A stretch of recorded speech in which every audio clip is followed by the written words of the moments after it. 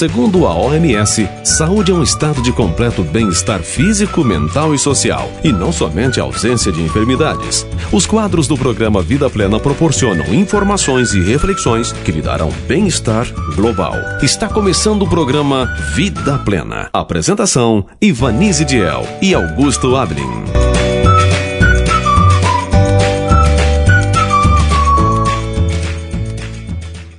Bom dia, queridos ouvintes da Rádio Cidade Alta FM. Estamos chegando, sábado, 17 de maio de 2025, com o seu programa semanal de saúde, cheinho de dicas e informações. Na reflexão, você continuará acompanhando uma série da Bíblia Sagrada sobre o livro de Apocalipse, dirigida pelo pastor Emerson. No quadro das curiosidades, Lily Bold continuará nos trazendo informações valiosas com relação à saúde e os alimentos que consumimos. No quadro Conselhos sobre Saúde, Ellen White mostrará como podemos cooperar com Deus por meio de uma observância inteligente às leis da vida e da saúde, pois a saúde é um dom precioso concedido ao homem. No quadro Princípios Educacionais, receberemos orientações preciosas com relação ao tema educação.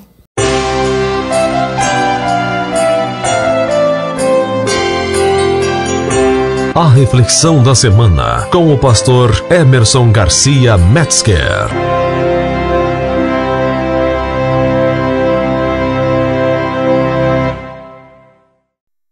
Olá, amigos da Cidade Alta FM.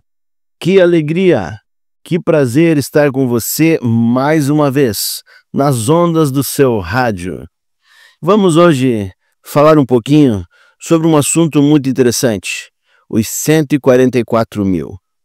Mas antes disso, quero lembrar que a semana passada nós falamos sobre a abertura dos selos, dos 6 selos. Olha que interessante. E você viu ali coisas que já aconteceram e coisas que ainda irão acontecer. Quem perdeu da semana passada precisa buscar o Apocalipse 6 e se inteirar deste assunto. É um assunto realmente muito importante e você precisa fazer parte dele. Agora vamos para o capítulo 7 de Apocalipse. Abra sua Bíblia no Apocalipse capítulo 7, do verso 1 em diante.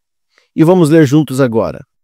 Depois dessas coisas, vi 4 anjos que estavam sobre os 4 cantos da terra, retendo os 4 ventos da terra, para que nenhum vento soprasse sobre a terra, nem sobre o mar, nem contra árvore alguma.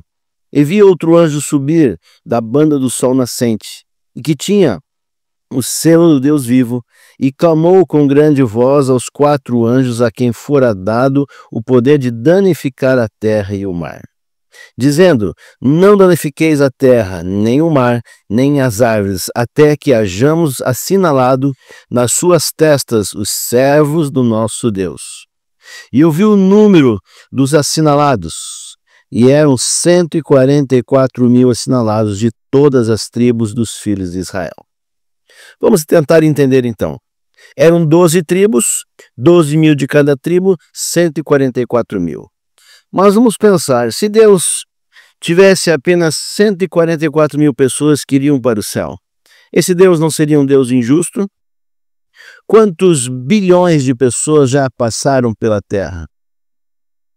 E não podemos crer nisso. Deus também não, as pessoas não são predestinadas, tá? Não existe predestinação.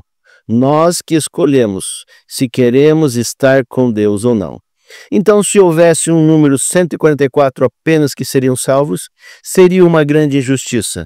E eu já desistiria hoje de tentar servir a Cristo. Mas graças a Deus, Deus nos dá sabedoria e dá pessoas que estudam para nos mostrar um pouco sobre esse assunto.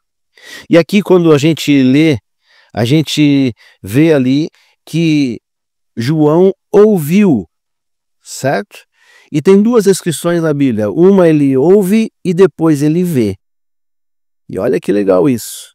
Então no verso 4 diz assim: e eu vi o número dos assinalados, e eram 144 mil assinalados de todas as tribos dos filhos de Israel. Por que de todas as tribos dos filhos de Israel? Porque Deus está abrindo a todas as nações, a todos os povos, todos aqueles que aceitam a Jesus Cristo como seu Salvador.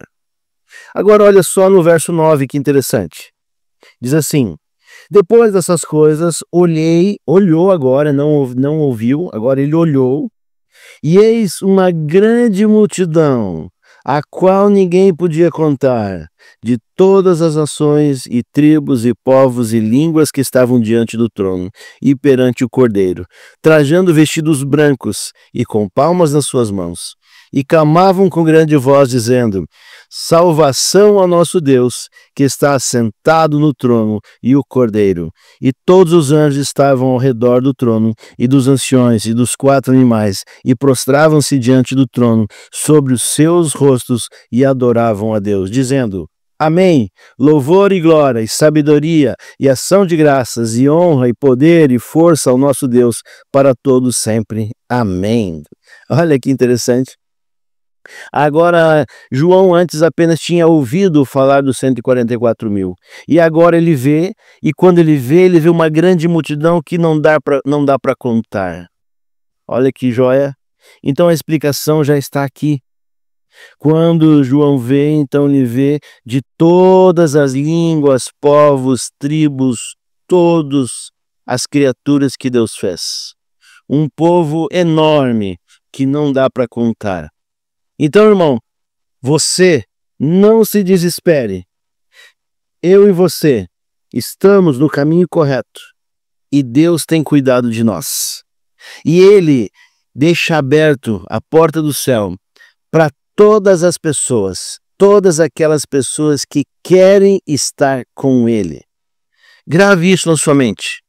Se você quiser, você vai estar com Cristo nos céus. Amém? Isso é muito importante você saber, tá? Não existe porta fechada no céu. E sim, todas as portas estão abertas. Para quem? Para aqueles que amam a Jesus Cristo, amam a Deus e ouvem a voz do Espírito Santo de Deus. Eu sempre costumo dizer uma coisa. Só tem uma coisa que você pode fazer para estar no céu. É querer. Se você quer, você vai estar. Porque Jesus morreu na cruz por todos os nossos pecados. Então não existe pecado que te tire do céu.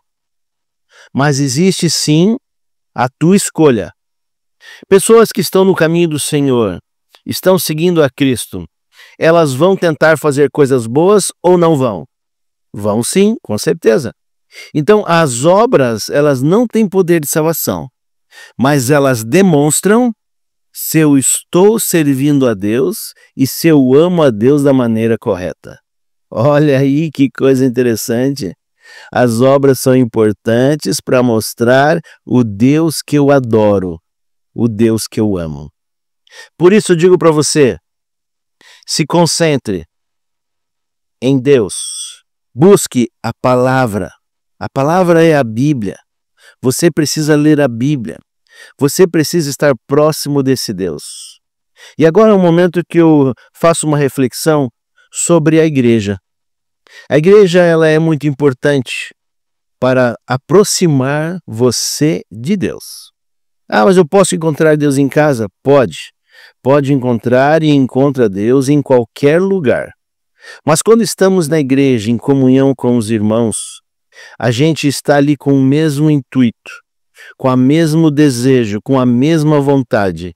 E isso faz com que nós, seres humanos, que gostamos de estar ao lado de outros seres humanos, todos nós com o mesmo objetivo, vamos remar juntos, vamos nos ajudar, vamos nos auxiliar uns aos outros para nos fortalecer e chegarmos mais perto de Cristo. Por isso a igreja ela é muito importante.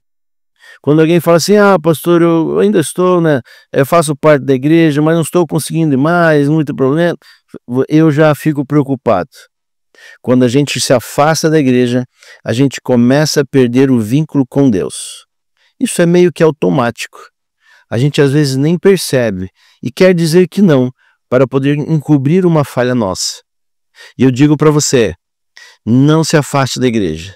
Se aproxime de Deus, se aproximando também da igreja. Quando a gente vai à igreja, nós temos ali os mesmos ideais, os mesmos objetivos e estamos buscando a salvação através de Jesus Cristo. Faça isso, mas procure esta igreja, a igreja que prega sobre Jesus Cristo, aceita a encarnação de Jesus Cristo e prega que ele morreu na cruz do Calvário, ressuscitou e muito em breve virá nos buscar. Oh, glória! É isso que nós aguardamos. O povo que tem esperança na volta de Jesus Cristo, porque está aguardando a sua breve volta. E ele está muito em breve, muito próximo de voltar. Se você perceber os sinais que estão acontecendo em todo este planeta, você percebe que muito em breve, se Jesus não voltar, infelizmente esse planeta vai se colapsar. Vai entrar numa rota de colisão com ele mesmo, com a própria maldade que nós fazemos contra a natureza e contra as leis da física e contra este mundo e contra o próximo também. As maldades também que fazemos contra Deus. Muitas pessoas são contrárias a Deus e fazem isso abertamente. E eu digo para você, cuidado com esse tipo de pessoas.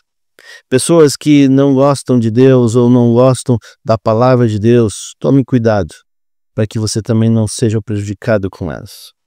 Temos várias pessoas que são ateus e são pessoas boas, mas elas precisam conhecer sobre esse Deus e se prepararem para estarem juntos também nas nuvens dos céus quando Jesus voltar. Um abraço, Deus te abençoe e até a semana que vem. Você está ouvindo Programa Vida Plena.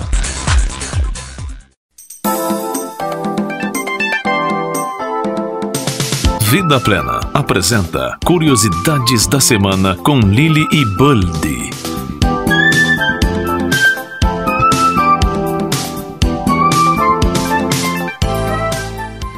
Bom dia, tudo bem com vocês? Hoje vamos a continuar com as curiosidades sobre os adoçantes. Lembram que a semana passada falamos sobre os adoçantes não calóricos de origem natural e de origem artificial, onde o stevia era o mais recomendado, certo? Então, hoje vamos a continuar com os adoçantes calóricos, com uma parte desses adoçantes, que conferem um sabor doce às bebidas e alimentos. Por conterem açúcar, acrescentam calorias. Além de açúcares, todos, com exceção do açúcar branco, contêm vitaminas e minerais em maior ou menor quantidade. Melado de cana é obtido mediante o aquecimento do suco da cana-de-açúcar até formar um caldo espesso. Trata-se do adoçante que contém mais nutrientes dentre todos os demais. É rico em ferro, magnésio e vitaminas do complexo B. Rapadura. É obtida a partir da solidificação do melado. Seu valor nutritivo é semelhante ao do melado. Açúcar mascavo integral.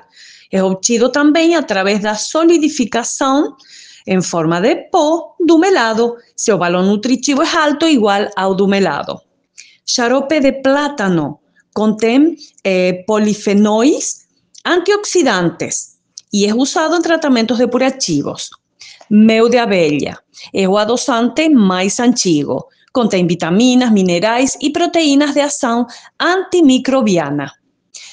Algarrobina é um xarope obtido da algarroba peruana e contém proteínas e vitaminas além dos açúcares. Arrope é um xarope típico espanhol produzido mediante o cocimento e a desidratação do mosto.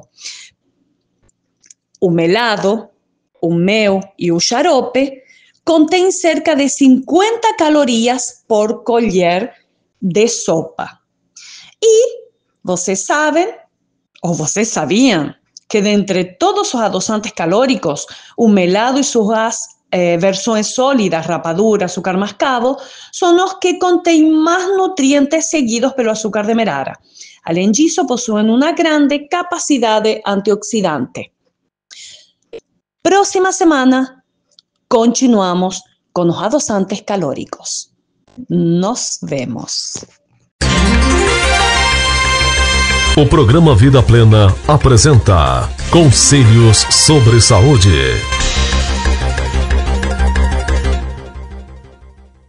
Meus irmãos, sede cooperadores de Cristo. Fazei todo esforço possível, a tempo e fora de tempo, para disseminar a luz da verdade presente. O Senhor nos tem mostrado quão firme é o cabo que nos ancora à rocha viva. Há uma oportunidade para trabalharmos em favor dos que possuem a verdade em alguns pontos, mas que não estão firmemente ancorados em outros aspectos. Mantende-vos em contato com as pessoas onde quer que possais. Assim resplandeça a vossa luz diante dos homens, para que vejam as vossas boas obras e glorifiquem a vosso Pai, que está nos céus.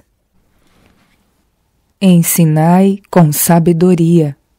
Não devemos ir mais rápido do que nos cumpre fazê-lo, para levar conosco aqueles cuja consciência e intelecto estão convencidos das verdades que defendemos.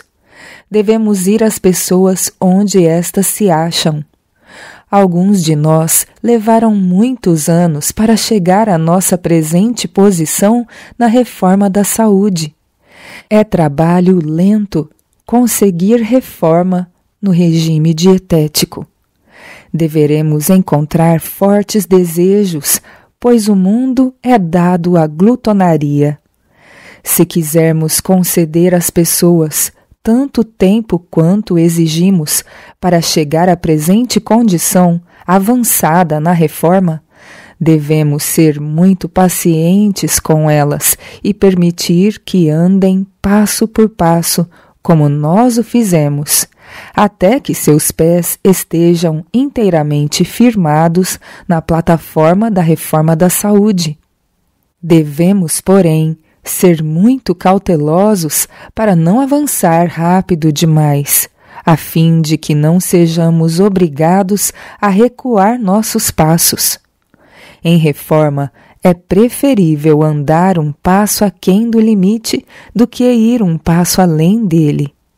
E se houver algum erro, deve este estar do lado das pessoas. Acima de tudo, não devemos, com a nossa pena, defender posições que não pomos em prática em nossa própria família, em nossas próprias mesas. Se nos dirigirmos às pessoas que não foram esclarecidas no tocante à reforma da saúde e lhes apresentarmos logo de início nossos pontos de vista mais fortes, há o perigo de se desanimarem ao verem quanto precisam abandonar, de maneira que não farão nenhum esforço para se reformarem. Devemos levar as pessoas para diante de maneira paciente e gradual, lembrando-nos da profundidade do poço do qual fomos tirados. O correto exercício da vontade. As vítimas de maus hábitos devem ser despertadas para a necessidade de fazer esforços por si mesmas. Outros podem desenvolver mais fervorosos empenhos para erguê-los. A graça de Deus pode lhes ser abundantemente oferecida.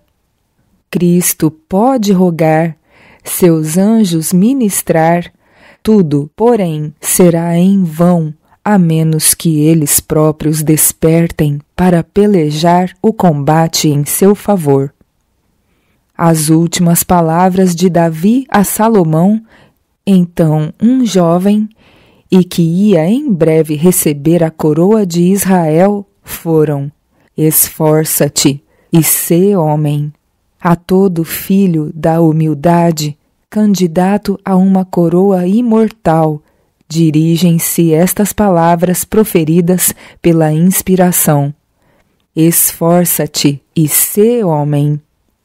Os habituados a satisfazer as tendências naturais devem ser levados a ver e a sentir que é mister grande renovação moral se querem tornar homens.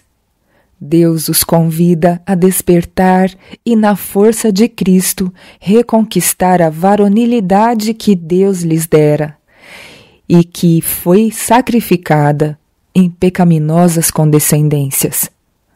Sentindo o terrível poder da tentação, o arrastamento do desejo que leva à fraqueza, muito homem brada em desespero: não posso resistir ao mal. Dizei-lhe que ele pode, que ele precisa resistir.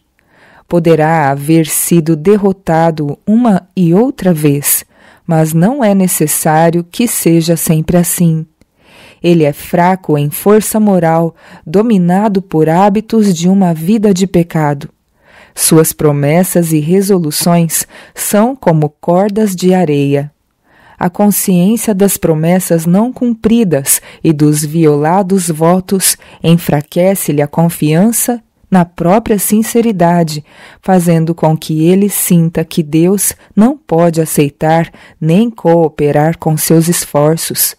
Não precisa, entretanto, desesperar. Os que põem em Cristo a confiança não devem ficar escravizados por nenhuma tendência ou hábito hereditário ou cultivado. Em lugar de ficar subjugados em servidão à natureza inferior, devem reger todo apetite e paixão. Deus não nos deixou lutar com o mal em nossa própria limitada força.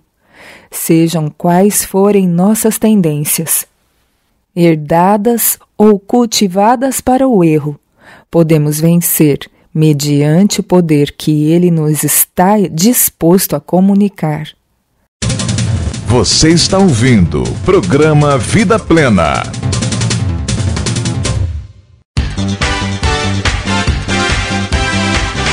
E agora, no programa Vida Plena, Princípios Educacionais.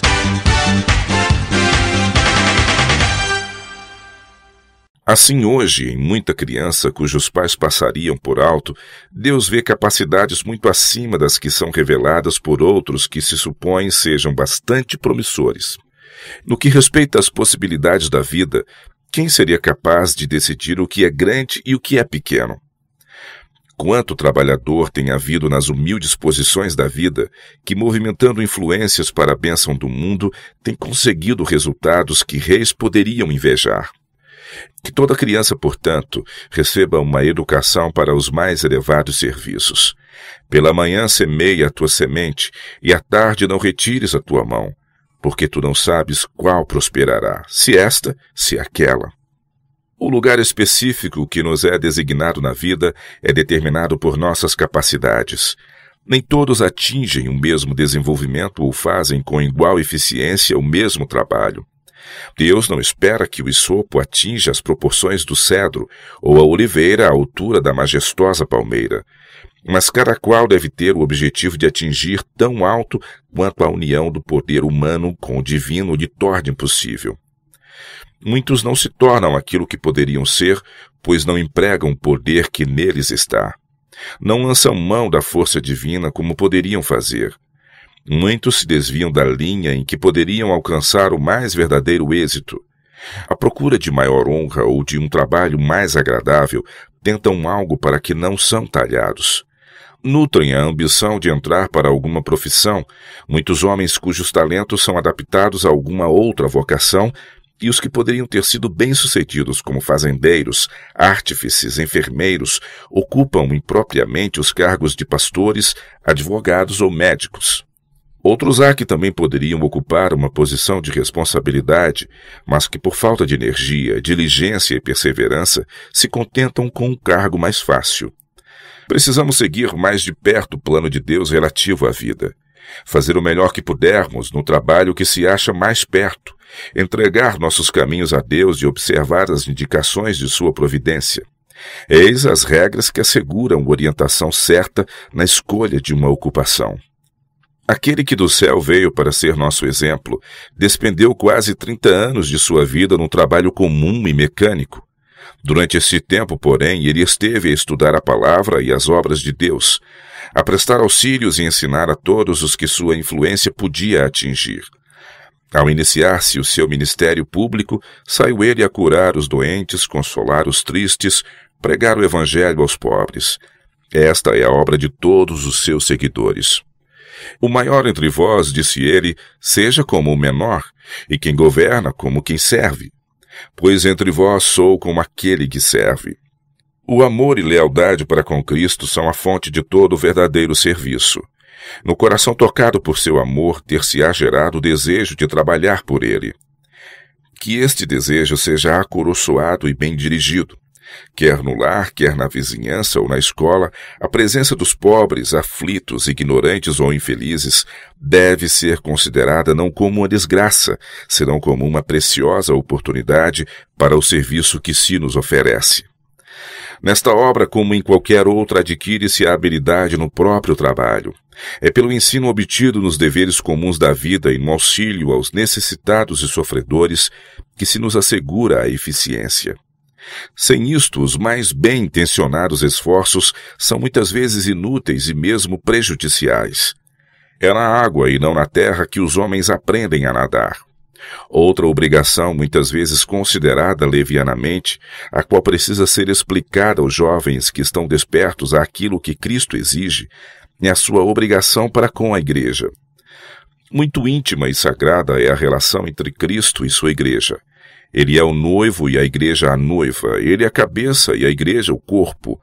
A conexão com Cristo, portanto, envolve a conexão com sua Igreja. A Igreja foi organizada para o serviço, e numa vida de serviço dedicada a Cristo, a conexão com a Igreja é um dos primeiros passos. A lealdade para com Cristo exige o fiel cumprimento dos deveres da Igreja. Isto é parte importante da educação de qualquer pessoa, e numa igreja impregnada da vida do Mestre, levará diretamente ao esforço em prol do mundo lá fora.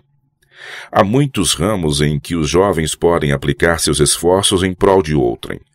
Organizem-se eles em grupos para o serviço cristão e verificar-se-á ser a cooperação, auxílio e encorajamento. Pais e professores, tomando interesse na obra dos jovens, poderão dar-lhes o benefício da sua própria experiência mais ampla e auxiliá-los a tornar eficientes seus esforços em prol do bem. É a familiaridade que desperta a simpatia, e esta é a originadora da prestatividade eficaz.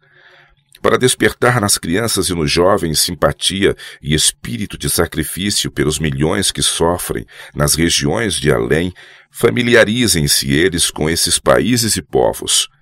Neste sentido, muito se poderia realizar em nossas escolas. Em vez de se demorarem nas façanhas de Alexandre ou Napoleão, a que se refere a história, estudem os alunos a vida de homens tais como o apóstolo Paulo e Martinho Lutero, Moffat e Livingstone, Carey e a atual história de esforço missionário a desdobrar-se diariamente. Em vez de carregar em sua memória com uma série de nomes e teorias que nenhuma influência têm sobre sua vida, e em que, uma vez fora da escola, raramente pensam, estudem eles todos os países à luz do esforço missionário e familiarizem-se com os povos e suas necessidades. Nesta obra finalizadora do Evangelho, haverá um vasto campo a ser ocupado, e mais do que nunca a obra deverá regimentar dentre o povo comum elementos para auxiliar. Tanto jovens como os de maior idade serão chamados dos campos, das vinhas, das oficinas, e enviados pelo Mestre a dar sua mensagem. Muitos deles tiveram pouca oportunidade de se educar. Cristo, porém, vê neles qualificações que os habilitam a cumprir o seu propósito. Se puserem o coração nessa obra e continuarem a aprender, aparelhá-los-á para trabalhar por ele. Aquele que conhece a profundidade das misérias e desespero do mundo, sabe por que meio trazer-lhe alívio. De todos os lados vê ele almas em trevas, curvadas sob o peso do pecado, tristeza e dor. Mas também vê suas possibilidades, vê a altura a que poderiam atingir. Posto que os seres humanos hajam abusado das mercês de que foram objeto, dissipado seus talentos e perdido a dignidade da divina varonilidade, O Criador deverá ser glorificado em sua redenção. O encargo de trabalhar por estes necessitados nos lugares escabrosos da terra, Cristo põe sobre os que se compadecem dos ignorantes e dos que se acham transviados. Ele estará presente para auxiliar aqueles cujo coração é suscetível de piedade, ainda que suas mãos possam ser toscas e inábeis. Ele operará por meio daqueles que veem na miséria ensejo para a misericórdia e na perda para o ganho. Quando a luz do mundo passa, discerne-se privilégio nas agruras, ordem na confusão, êxito no aparente fracasso. Vêem-se as calamidades como bênçãos disfarçadas, as desgraças como favores. Obreiros dentre o povo comum participando das tristezas de seus semelhantes, como participava seu mestre das de todo o gênero humano, e vê-lo-ão pela fé a operar com eles. O grande dia do Senhor está perto e se apressa muito, e há um mundo a ser avisado. Com o preparo de poderem obter, milhares e milhares de jovens e outros de mais idade devem consagrar-se a esta obra. Já muitos corações estão a atender à chamada do obreiro por excelência, e o número deles crescerá. Mostre todo o educador cristão simpatia e cooperação para com tais obreiros. Anime e auxilie a juventude, sob seu cuidado, a obter preparo para unir-se às fileiras.